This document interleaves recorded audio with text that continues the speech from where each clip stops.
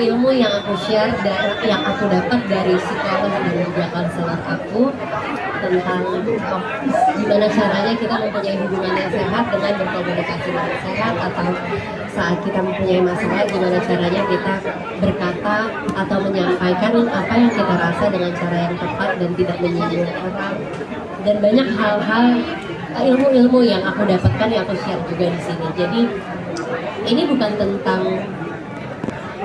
biografi aku, tetapi ini tentang perjalanan seorang tokoh yang bernama Adit.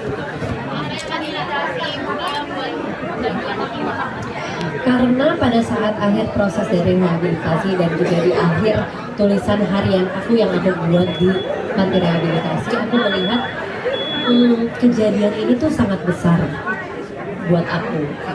Hikmahnya sudah aku dapatkan untuk diri aku sendiri.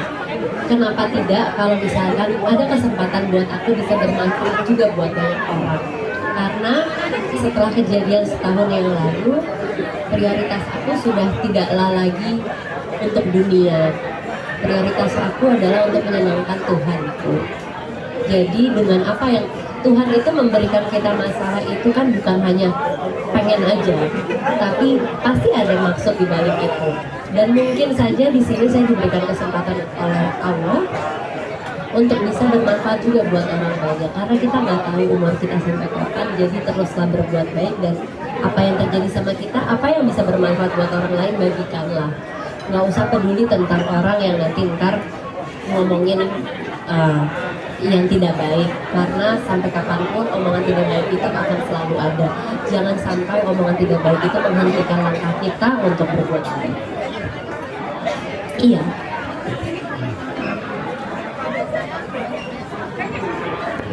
Alhamdulillah sampai sekarang aku sih cuma lihat dari Instastories ya.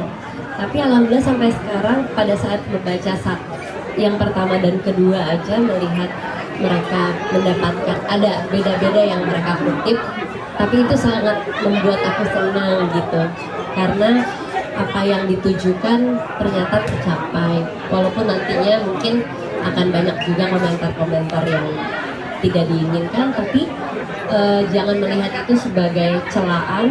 Aku akan melihat itu sebagai satu masukan.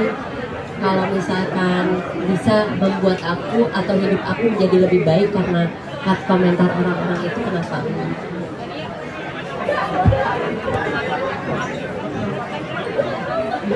Karena pada saat aku masih kecil dan sampai sekarang dipanggilnya Adit sih. Jadinya paling muda dan paling relate itu Adit. Tapi kalau misalkan nama-nama orang-orang satu keluarga aku, suami aku, pokoknya orang-orang yang ada di dalam buku aku semuanya aku samarkan.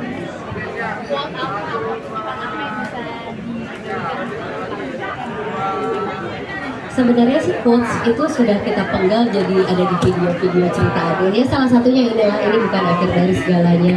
Jauh lebih baik melanjutkan daripada mengeluhkan, karena buat di posisi aku sangat mudah untuk cuma mengeluh, kenapa sih waktu itu gue kayak gini, kenapa sih kok gue bego banget sih gini.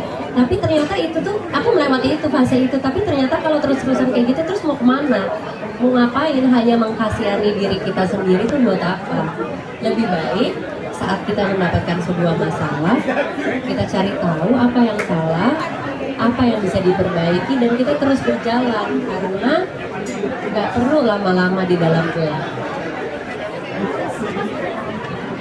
Mikaela belum, dia baru baca ucapan terima kasihnya aja buat dia.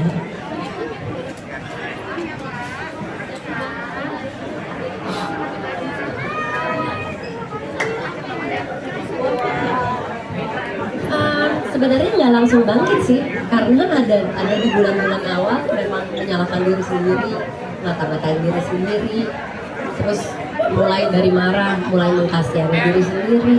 Tapi setelah itu akhirnya untung aku ada di panti rehabilitasi yang ditemani oleh orang-orang ahli, ada konselor dan psikolog yang mereka menemani dan membuat masalah itu tidak terlihat seperti berat banget. Apalagi ada keluarga dan juga papahnya Abi yang ternyata ada sih ceritanya di buku detail apa yang dia omongin, tapi yang jelas kata-kata dia sangat menguatkan saya untuk bisa berdiri dan berjalan lagi, karena masalah itu bisa datang pada siapapun. kita juga kalau melihat orang ada masalah tidak perlu mencemooh atau apa, karena kita tidak tahu kesehariannya seperti apa, dan mungkin ada masa-masa dia itu berusaha untuk keluar dari masalah itu tapi dia gagal, tapi kita hanya ngata-ngatain outputnya aja, dan itu malah membuat orang makin down. Buat saya sih sekarang pengen banget menciptakan lingkungan yang sehat, nggak usah sama orang yang kita kenal, sama orang yang kita tidak kenal. Kalau misalkan ada yang sesuatu yang bisa kita berikan hanya sekecil dengan senyuman, lakukanlah gitu.